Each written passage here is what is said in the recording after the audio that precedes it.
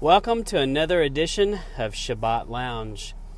Today, as I'm driving around, I can't help but think of Luke 12. In Luke chapter 12, about verse 23, Yeshua says, "For life is more than food, and the body is more than clothing. Think about the ravens. Neither do they plant, nor do they harvest.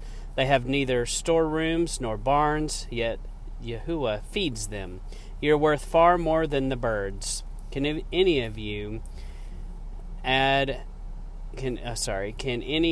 by worrying add an hour to his life?"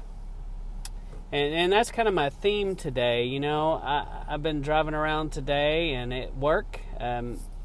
Just as you know, sometimes there are problems that arise at work. There are people that you work with that they have bad days. There are also people that, handle those bad days and handle stress differently, as do we all. But I always want to handle my coworkers with grace and forgiveness. I want to be able to give them, room to mess up and fail, because we are human. We are going to mess up. We are going to make a mistake. It happens. And we can't get too worried about those things and bent out of shape and take it out on other people and berate them by it. So I expect the same thing in return. I expect that people are also going to be gracious to me when things don't work out maybe just as planned or perfectly, because let's face it, this life is kind of messy, and the best made plans, sometimes it just doesn't work out the way we want to. Even when we've planned and prepared and we've measured twice and we cut once and we've done all the things we're supposed to do that are, sometimes there are unforeseen circumstances, and sometimes it just works out that way. But in reality, I am reminded, and I think we all have to remind ourselves at the end of the day, be thankful for what we have. Be thankful for the roof over our head. But even before that, be thankful that you got up this morning, that you woke up, that you are still breathing, still kicking, still going. And that you got your family, you got people, someone in your life that supports you and helps you and loves you along the way. But most important, you have the Father, and He's got you. He loves you dearly, and He says it clearly there in that passage. That we get so hung up, and everyone makes fun of the first world problem thing. It's kind of a joke with me for a long time. I would say, first world problem. But in reality, so many of the problems that we complain about, that we're upset by, they're first world problems. They're really not that big of a deal. So many of them are luxury items that we whine about or worry about or get upset by. But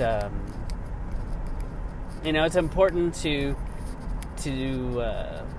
prioritize and learn to be upset by the things that should make us upset. There's so many little things that happen in life every day that just really aren't that big of a deal.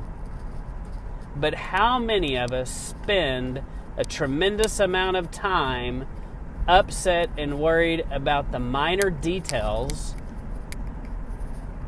when all the while we have a world all around us going up in flames, from family members to people we work with. The world is crazy, and you see these crazy stories that people are doing and thinking and saying and teaching their children, and sometimes you wake up and you go, what has happened to the world? Well, unfortunately, the enemy of this world is in control. And I encourage you to not worry about those little details. And not worry about these little things, but put our faith and our hope in us, in the one who really is in control. The enemy thinks he's in control, and he is. He does have a lot of power, but his time is coming to an end, and his time will end. And and I look forward to that day. And I also encourage you to be salt, to be light to those around you, and show them kindness, show them grace, show them mercy, show them forgiveness. Even when you really don't want to do it. Even when you think they don't deserve it. They've made you mad. Even when they don't do it back to you. It's tough. It's tough. But I think that I owe that to the people I work with. I believe that's in the scriptures. That's what we're asked to do. So as always, I ask you to search your scriptures. Read them diligently. And thanks for listening to Shabbat Lounge.